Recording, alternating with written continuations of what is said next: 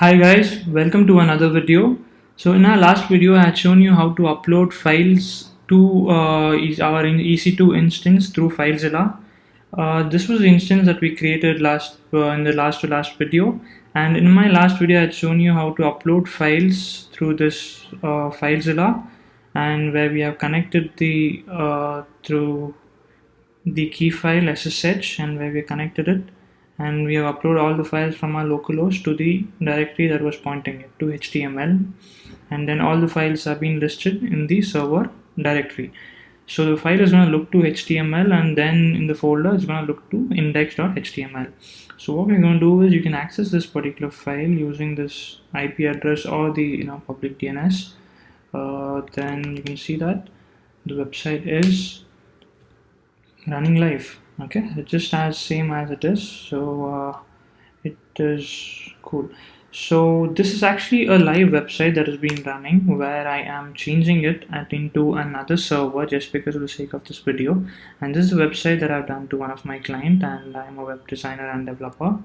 And this is a static website which has a PHP inquiry form, and which I'm going to show you how to. So in this video what I want to tell you is I want to show you how to redirect this particular URL or the IP address to the domain using Route 53, which is again a service provided by AWS. So you have to go to your services and just go to Route 53. Yes, Route 53, and here we're gonna create a hosted zone, and what Amazon calls it as. So in the hosted zone we're gonna give the domain name. So my domain has actually been bought in it's been purchased in GoDaddy, so this is the domain that I'm talking about.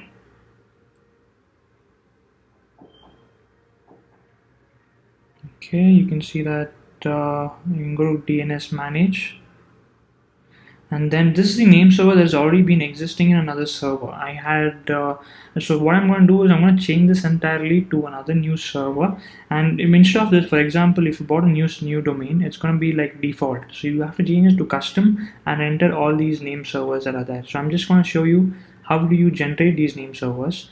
So go to your Route 53 and create a new hosted zone, and in your domain name just enter aquamarine.com. yeah, aquamarine.com. So let's keep this all no comments, and then create, and it's going to generate 4 name servers for you, and these are the name servers that are listed down. So you're going to add all these name servers into your domain. So there's going to be a connection where all these name servers will be changed to whatever the name servers that is being generated here.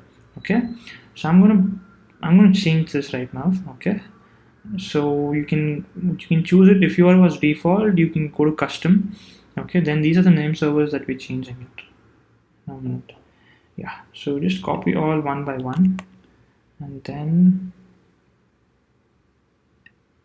okay, this is 1 and 2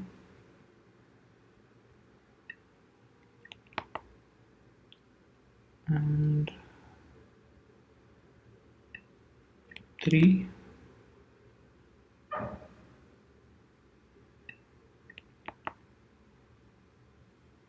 and the last one.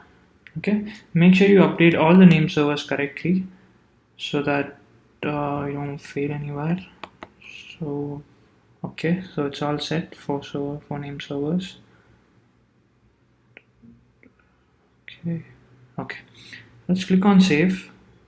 So there's invalid characters found. Maybe we should remove all these dots in the end.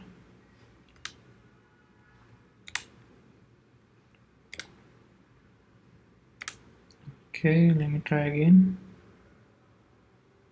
It must work. Okay, features may be available in process your updates. Some updates require confirmation. Okay, so the name servers has been taken up and it's been added into the DN domain and the GoDaddy server. So here it's all fine. And so what we're gonna do, another thing is we're gonna go to our EC2 console, and then this is our instance that we're talking about. We have to connect this a particular IP address. So just gotta copy this, and I'm gonna create a new record. Okay, so this is basically you create records in this particular hosted zone. It might be your MCX, sorry, what is that, MX record for your mail exchange, or CNAME or TXT, whatever it is. So this is the way that you're going to do it. So what I'm going to do right now here is I'm gonna put direct as www.aquamarine.com, put as a, that's fine, it has 300, and the value is the IP address that has been taken over from the EC2 instance. I want to do create. Okay, so yeah, here we go. So I think this part is done, so we don't have to worry about. And yeah, one more thing what I want to show you is we have to create another thing, like this is like www.aquamarine.com is where we're going to type it. It's going to come. For example, think we're going to type only, the user is going to type only aquamarine.com. So at that point of time, we'll have to create another record saying that, just leave it blank. Okay, another record maybe as alias, and then we're going to target it to www.aquamarine.com. okay, so hope this should work. Here we go. Sure. So this is all fine. This is all good to go enough. So let's check it out. Actually, GoDaddy says that it's going to take a day's time to update all the name servers to the existing set, but that shouldn't be a problem. Let's check this website right now. Okay, it's all clear. The new name servers has been redirected, and the website is all running fine.